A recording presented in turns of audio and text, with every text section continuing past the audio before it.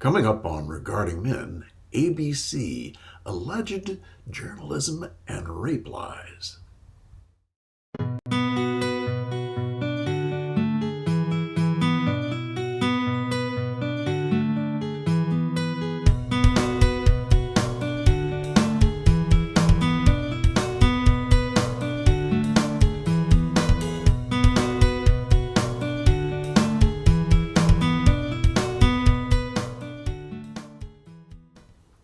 Well, welcome to Regarding Men, a place where we hold men in high regard, and also where red pill isolation comes to die. Indeed, I got it right that time. My apologies for my last faux pas.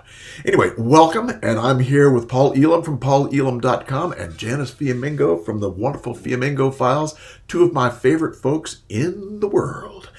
And I'm Tom Golden, and we're going to talk about a little bit about kind of a Me Too thing today. A Me Too thing from Australia, where a fellow named Craig McLachlan was accused of all sorts of shenanigans, Me Too sorts of shenanigans, and by George, he was acquitted for everything. But in the meantime, of course, Craig lost his job. He was an actor and a musician and a vocalist and whatever, and I'd never heard of the guy before, but apparently he was very popular in Australia, in TV, in musical theater, and also in all kinds of things. I mean, active theater, where he played Frank Furter in Rocky Horror Picture Show. Anybody remember the Rocky Horror Picture Show? Oh boy, do I.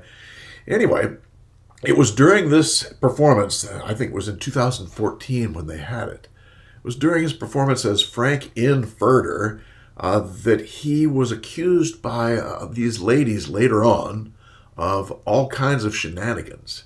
And, you know, here's a picture of Frank. Now, you got to remember, the Rocky Horror Picture Show is a pretty laid-back, crazy, zany sort of thing, as you can tell by his costume there.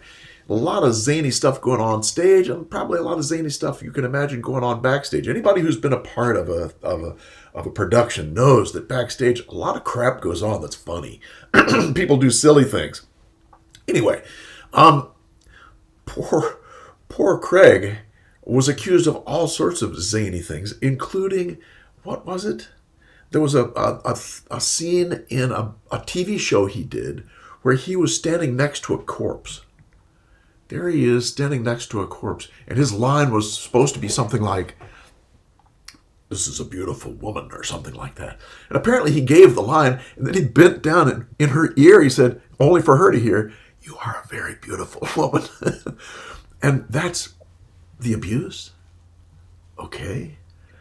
Well, but it gets worse than that. It gets worse than that, because he got accused of all sorts of crazy stuff. And we're going to go through some of that crazy stuff today. We're going to look at a clip that came out a while back. What was it? I guess the end of May, talking about his whole adventure. And because what happened was Craig McLachlan decided, wait a minute, I was acquitted. Now I'm going to tell my side of the story. And that's a part of what we're going to talk about today. So where do we go, guys? Should we start playing that clip? Sure. Yeah, let's do that. Let's start and see where we go, and wherever you want me to stop, just say, "Stop, Tom." Oh, that's the wrong one. Yeah, so while you're finding it, Good. we just say that this is a clip from Sky News Australia, which is essentially trying to do an expose on ABC News, which is the Australian public broadcaster, which in coordination with something called Fairfax Media, which now has a different name, I think it's called Nine, Yeah. they set out to do an elaborate smear job Yes. on this actor, Craig McLachlan. Yes. They, as is shown in the clip, they contacted women. They said, "Hey, do you have allegations against Craig McLachlan? We've got a team of lawyers here. We'll support you all the way through, and we'll even, as is made clear in this clip, I don't know how they got this footage from ABC Really? and Fairfax Media. It's very, very damning. It clearly shows the journalists, the producers of the documentary, coaching the complainants and getting Indeed. their stories just right and making what they have to say against Craig McLachlan powerful. And it's even made clear that their whole purpose in this is not to cover a story and to show all sides, but to destroy this man's life. Yes, exactly. It's And the they just as clearest- much say that. You Yeah, know? they say it. They They literally say, we say want him that. out of his job. So We I want him found out the of his clip. job. I found it. Should we Okay. go ahead? Let's do it. Yes, let's run the footage of honest feminists. Well said, Janice. Yeah. Now, on this program in the past, we've exposed how the Me Too movement in Australia promised much but delivered little. Activist Tracy Spicer promised a tsunami of sexual assaults and predators would be exposed, but it didn't eventuate. Actor John Jarratt was one who was charged but acquitted. Freedom! Freedom! Freedom! Another actor, Geoffrey Rush, won a defamation action against the Daily Telegraph. And yet another actor, Craig McLachlan, faced charges and was acquitted. McLachlan shared his experiences in a major documentary. Yeah. So I don't know why. I mean, this is a wonderful clip. And in general, I quite like this presenter and I like Sky News, but I'm not sure. Well, I just think this was a kind of sop to the coffee shop feminists in the audience or the general gynocentric audience by saying that the Me Too movement promised much and delivered little. I don't know what that means, except that it's partaking of the myth that there was something salutary about the Me Too movement, that there was a whole tsunami, as he said, of sexual predators needing to be exposed, that up until 2017 in the fall, women hadn't been able to come forward with their stories because they hadn't been believed, and therefore they were simply suffering in silence, and that this would have been a very good movement if it had, I don't know what, if it had achieved its alleged aims. I don't know why anybody, and I hear this over and over again, oh, there were some things that were good about it. I remember Christina Hoff Sommers saying in interview with Tucker Carlson that it was about bringing the workplace up to the standards of the 21st century. As if there could ever be anything good about anonymous accusations without any due process, and men being fired from their jobs and disgraced and having their careers destroyed on women's say so. So I think it's a very unfortunate opening for what is a very interesting and important clip. Yes, I quite agree. And I'd like to add to that too. I'm glad you brought up the CHS thing because again, this is something I've talked about for years, is that when you're assessing the value of people to a men's movement, however you want to shape that, one of the things that's important to understand is that there are people who are allegedly allies of men, but who in reality bring more gynocentrism, more chivalry right into the mix, as though that's a pathway out. The Me Too movement I think it actually did deliver on its real promise. Its real promise was to bring rape liars into the media limelight so that they could persecute at will anybody they wanted, and to have this giant media apparatus and as the woman said in the interviews, the legal teams that represent them into helping with the persecution. So Me Too movement, for what its real intended purposes were, has been delivered. It is a false allegation racket. And you even have people like Christina Hoff Sommers endorsing the fundamental proposition at hand here, which is to bring women's power, unequal power, unilateral power into to destroy into the workplace, and it's worked quite well for that. Yes, Yeah, indeed. exactly. I mean, it just and this it's been there for decades anyway. This notion that women never talked about sexual harassment in the workplace, or women never told their stories of sexual assault. That has not been true for decades and decades. It has not been true at least since 1991, when a huge national conversation about sexual harassment erupted after the Clarence Thomas hearings, when Anita Hills told her ridiculous stories about being harassed by somebody saying, "Who put pubic hair on my Coke?" And that was 30 years ago. And at that time, we heard the same sorts of rhetoric about how women need to come forward to tell their stories, and women need to be believed, and action needs to be taken against men when women make allegations. And it did happen. Men lost their jobs, their lives were destroyed on the basis of unfounded allegations. So this has been going on for 30 years. Let's not pretend, at least 30 years, let's not pretend it's something new and that it had a good impetus. The other thing is, I think it's worth saying, he mentions these two other Australian actors, both of whom had horrific false allegations made against them that turned their lives upside down. The first one is a man named John Jarrett. I didn't know either of these people, but I looked into John Jarrett's. He was the one that was shouting freedom there at the beginning. He had a 40-year-old sexual assault allegation made against him. A woman that he had had sex with in 1976 came forward to claim that he had raped her. He was acquitted of that charge, but you can imagine what it was like for the year when he was waiting for his trial to take place, and everyone was believing that he was a rapist. The other one, of course, Geoffrey Rush, a very well-known Australian actor, well-known in Hollywood too, had a smear job in the Daily Telegraph against him, alleging that he had misbehaved himself during a stage production of King Lear. I think the headline was King Lear, spelled Leer. And he actually won a defamation case against the Telegraph because the allegations were completely false and had not been investigated, and there was no evidence to support what a particular actress claimed about him. So this is the fruit of Me Too. This is precisely what feminists planned and what they unleashed on the world. So why we're pretending that somehow, I don't know, it was a good movement, and it might have been good, but it went off the rails a little bit, or it hasn't achieved its aims, that's just a false story. Indeed. Maybe the most trivial charges and that's saying a lot. I mean, you can't, it's hard to make those kinds of contrasts. Yes.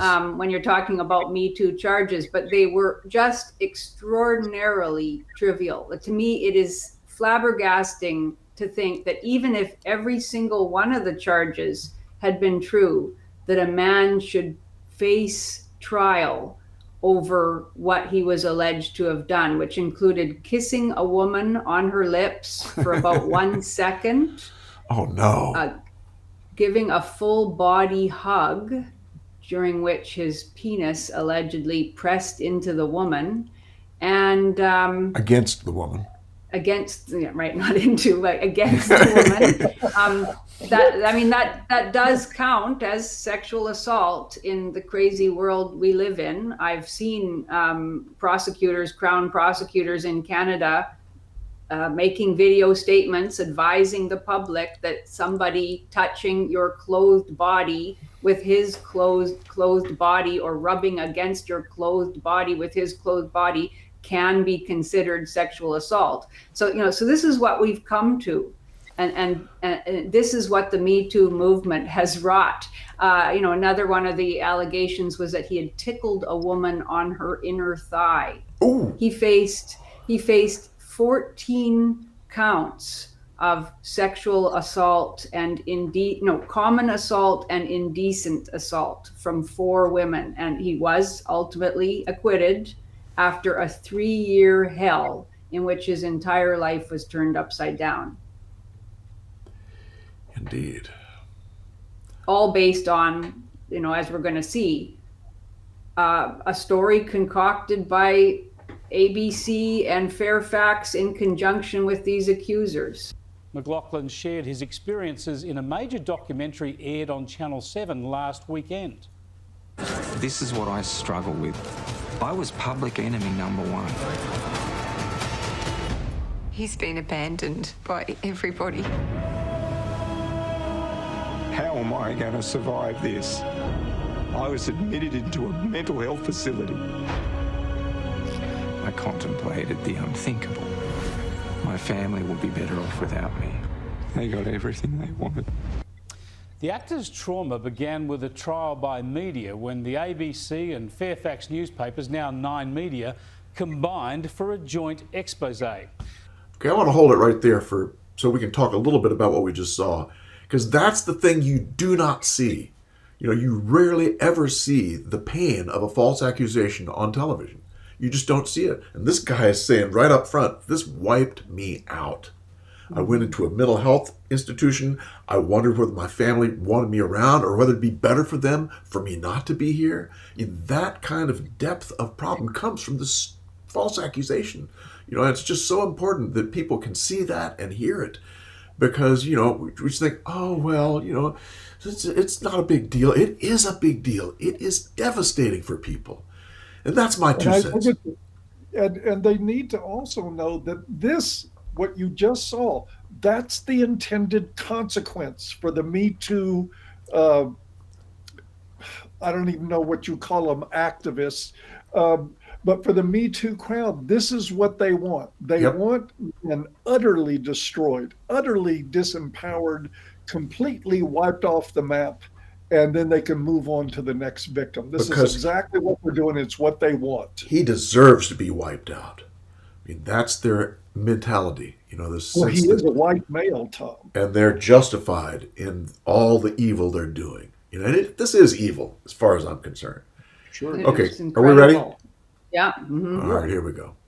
And the weekend documentary aired some footage from their interviews that gave us a disturbing insight into the intent of that journalism and the coaching the journalists and producers gave to the women making allegations against McLachlan.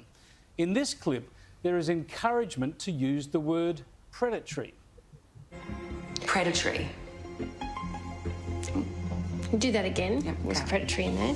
They knew exactly what they were doing, those journalists. They knew exactly what they were doing. Are you happy with that, director? Yeah, I think that's good. That was absolutely brilliant. Awesome.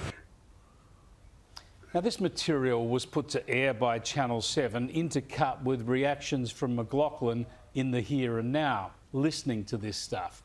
Watch and listen here as one of the journalists questions the tactics, but the coaching goes on and they get what they want all the same. Looking for a sharp, short, you said this is predatory behaviour, it wasn't a one-off, and when we all shared our stories, we realised how calculated it was. I don't think we should be putting words into her mouth to They that were the extent. words that I wrote down. So essentially, what's of most concern is the power imbalance in this situation. So I think what has inhibited our action previously and what's concerned us the most now is his... No, it's not that. Hang on, guys, there you are. We can hear them. Okay. We're good? Move on. What is it that stops women from complaining in these circumstances, do you think? I think in our case, it's their star power, it's their influence that makes us fearful, makes us feel as though our voices won't be heard. Short enough? With that? Too short? No. Maybe even just something like, he's a big star, he has clout.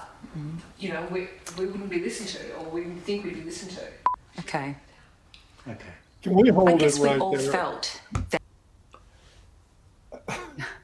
And I mean, what we're witnessing here is, you know, what this red pill crowd has known all along about journalism. Yes. And about a lot of false accusations. You know, what we're seeing, this can be played out in a conversation between a woman and her divorce attorney. It can be played out in schools and universities when people make accusations of sexual harassment or sexual assault. that turn out not to be true. This conversation is what you see going on behind the scenes all the time. I don't know how we managed to even get this footage out. I don't know if it was maybe the one woman in the crowd who apparently had a conscience about putting words in the interviewee's mouth. Really? Nobody else in that scene done. They were on her like vultures. And of course, she's not a victim in this. She's playing the game with them as a willing participant. So for those that say, well, she was under pressure, yeah, I guess if you want to call concocting a rape lie under pressure, that she was. Yep. She was a marionette. They were telling her what to say, pulling the strings. All of this was before the trial. Right. So how you could imagine that these women, having been coached and having told their stories to the camera with their words massaged and being told what kind of narrative to shape, could then go on and stand on the witness stand and have their stories be affirmed by the judge as honest testimony? The judge actually said in her ruling that she found the witnesses to be honest and brave, and she found no evidence. She found no evidence of collusion between the witnesses. Yeah. I mean, how could you take anything they said at face value when this process has gone on already? It's incredible. Not only that, but the judge said the following: Belinda Wallington described McLachlan's evidence as contrived and his emotions as not seeming genuine. What? Crazy stuff, man. Absolutely crazy. It's pretty genuine to me. Boy. Yeah, let's let the judge get falsely accused and see what happens to her. We'll see how genuine she is. Should we go ahead? Yeah. Yeah, let's do it. Let's see what we got. His star power and his influence was more valuable and more important than us. Perfect. Perfect indeed. Perfect. This is a highly worrying look behind the scenes, isn't it? Are these journalists asking questions or dictating answers? The investigation had begun with journalists calling actresses involved in the Rocky Horror Show, a production that starred Craig McLachlan. And these journalists made promises from the start. They began making calls. We're contacting everyone who played this role. And making promises. You know, we've got a department of lawyers here at the ABC and at Fairfax that will back you all the way. Yeah. And then despite all that preparation and those early promises of legal support and weeks of filming and those, shall we say, interviews, let's call them interviews, McLachlan was only contacted at the last minute, given little time to respond before the story went to air. Yet weeks earlier, it seems the journalists' minds had been made up and the intent of the piece was made clear as they discussed the timing of when they would air the story. The next one. During their discussions, talk turned to the timing of when the story should run, prompting this curious comment from a senior Fairfax journalist. The thing about the timing is that if we go Thursday, it just means that Friday is Friday. So we've got a couple of days then to do the follow-up because ultimately we want him out of that job. Wow. Well, they got their wish, didn't they? What a wonderful outcome for journalism, hey? Oh boy. He lost his jobs totally, Yeah. Which was the objective. They're literally saying they got what they wanted. I mean, they're literally saying that's what they want. They want him out of his job. I mean, what does journalism come to now? I mean, it used to be journalism was telling both sides of a story. And no longer, it's a one-sided Mobius strip of lies. And it's creating the news. I mean, this has been said by many people before us. It's not even a matter of taking a story and representing it and there always being some bias involved. Okay, we all know that. Yes. Now this is actually journalists setting out to create the story, contacting particular women, getting them on the set, telling them what they should say, with a particular objective of ruining a man's life in mind. I mean, it's we've said for years that feminism has entirely captured journalism. And so this is just a very vivid confirmation of what we've known for a long time, and it's pretty shocking. Yes, it is shocking. Go ahead, Janet. That this sort of behavior, these actions goes back 30, 40, 50 years, and it does, and it goes back even further. 2 words on that: Emmett Till. Right. And I'm thinking of this was a 14, 15-year-old young black boy who was murdered for allegedly whistling at a white woman. And what you have to understand about these scenarios, the lynchings, all this stuff, part of it is race-based, but a lot of it, almost all of it, is really gynocentrism. It's this phony narrative of protecting women, in this case, protecting white women. But you don't have any more fairness for Emmett Till than you do in this situation. They're both situations where narratives are created and are not allowed to be challenged. And this is exactly what's happening to this guy. This is why, despite the fact that he was found not guilty, he's ruined.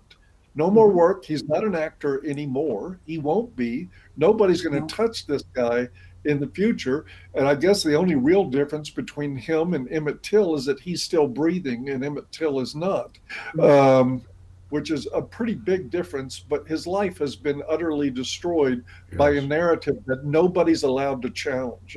Kudos to Sky News for doing this story. I was going to say the kudos to this reporter, for doing it. It was a really well done piece. It's an amazing expose. Yeah. The impact on McLachlan is really incalculable. He's told us there that they got everything that they set out to get. He felt destroyed, utterly destroyed as a human being. He felt his family would be better off without him. So now he's been acquitted. Perhaps he can rebuild his life. The feminists will tell us that this is very, very difficult for the accusers, for the survivors, but they are not the ones who will go through life shame. They are not the ones who will be denied, job opportunities, whose reputations have been destroyed.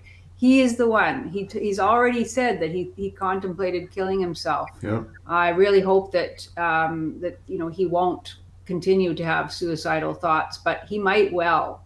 And it's almost inconceivable how ridiculous it all is. I mean, he's talked in some of the interviews about the just the realities of life if you're doing a stage production, which you already referred to, Tom. These women gave as good as they got in the campy, fun-loving, body, sexually permissive free-for-all that was life in an acting troupe. He talks about being goosed, having comments made about the shape of his buttocks, having women say, "I love that ass." They touched him. A woman in her underwear sat in his lap and told him salacious stories about herself. I mean, this is the reality of what goes on, and yet only his actions, exaggerated and magnified in the witch hunting atmosphere of Me Too accusation, only his actions have to be answered for. And even in acquittal, we have a judge talking about what a terrible man he is. The judge essentially said that she was sorry to have to acquit him. Yes. She praised the witnesses. She said that, I think her exact words were, "I'm unable to exclude the possibility that an egotistical, self-entitled sense of humor led the accused to generally think that he had obtained consent." In other words, she's saying, okay, maybe we can't say for sure that he didn't believe his actions were consensual. And she does go on to say, if we were using objective standards that we now use having to do with consent, the outcome might have been different. But she's still saying whatever the legal, technical outcome, this man is guilty. He is an egotistical, self-entitled monster, and he deserves to have his life ruined. Yep. It's just incredible. Yeah, the judge says the liars are brave and honest, and the victim is not seeming genuine. Yeah. How backwards is that crap? Yeah. Yeah. Then people wonder why men are now, there's a lot of trends going on with men. We have the MGTOW movement or phenomena, however you want to put it. We have men who are now refusing to mentor women in the workplace. Yep. We have men who are now more reluctant to hire women to begin with in the workplace. We even have men who are reluctant to administer CPR to a woman who's not breathing because they fear this kind of abuse from the system. And this judge in this case just reinforced exactly why men should be behaving this way, why it's the right thing to do, to ignore women in trouble. Don't try to help them. Don't try to rescue them.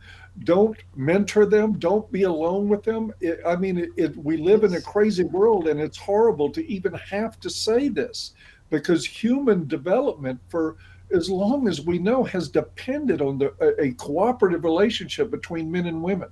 And feminism has now undermined this to the point that wise and rational men don't have much to do with any women except maybe the one who they trust in life, but who won't really have anything to do with other women at all. And some men, like as you have with MGTOW monks, they're not having anything to do with women at all. They're just done. Yeah. And Really, this is why. Yeah, it's really sad. And it's ridiculous to pretend that Me Too has delivered little. This is exactly what it's delivered. It delivered #BelieveWomen. It delivered the idea of toxic masculinity and how all men are predators. It's delivered many, many men. We'll never know how many men, because of a false accusation or because of the feminist whisper network operating behind the scenes, how many men have not been hired, how many men were not rehired, how many men were dismissed from their jobs under a false accusation, how many men killed themselves. Indeed. I mean, the toll in terms of men's security, men's health, and indeed men's lives is just incalculable. Yep. Couldn't agree more. The whole false accusation thing is just so powerful in a negative way towards men. It's just, people do not get it. They don't get it. And it's because, as Janice said, those accusations have always been powerful. This whole mythology around women aren't believed. Oh my God. Crowds of people grab pitchforks and torches when women make accusations. Men have been murdered over false accusations. They've committed suicide over false accusations because there's this insane cultural rush to judgment anytime a woman says, I've been harmed, and can produce a teardrop to run down her face. There is going to be the preponderance of people are going to believe her, and many will want to act on her behalf, sometimes extra legally. And so the idea that women have struggled to be heard about these things ever is bullshit. It's total and complete bullshit. Really? Yeah. Yeah. And now it's even worse because of that false belief that women weren't believed in the past. So many people think, well, we need to right the balance. We need to believe them all now because they were never believed in the past. I mean, it's just, when it's actually men who have never been believed, you know? Yeah. Exactly. Yeah. We need #BelieveTheMan. Yeah. I like that, Paul. Yeah. Believe the man. Maybe #Don'tBelieveTheRape-Liar. Yeah. That's a happy thought to end on. Are we finished? Happy thought to end on. If you're tired of hearing these stories in this crazy world and that being all there is, come to Regarding Men, join the groups there. You'll talk to tons of red pill guys in an environment that is hard to even describe until you're actually there. These are some of the best group meetings I've ever been to in my life. It's really wonderful, and it is one click away, right there in the description area. Really? I agree. So some of the best groups I've ever seen. And it's all spontaneous, and it's all, it's not leader driven. It's driven by the group. It's a thing of beauty, you know? Absolutely. Yeah, are we finished? We are. Janice was going to say. I was going to say that men are good.